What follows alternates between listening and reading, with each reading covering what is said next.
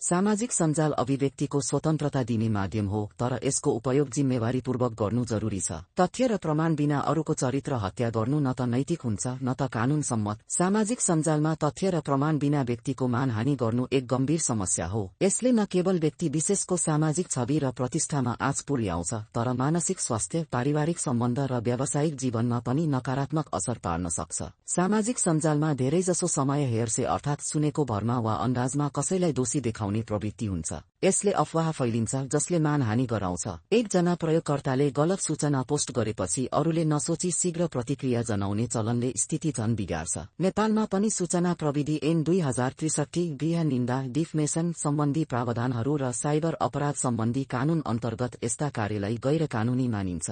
तसर्थ तथ्य जाँच, फ्याक्ट चेक नगरी केही पनि कुरा पोस्ट वा शेयर नगरौं। कसैलाई आरोप लगाउँदा प्रमाणसहित मात्र बोलौं। सोचेर लेखौं, लेखेर सोच्ने नगरौं।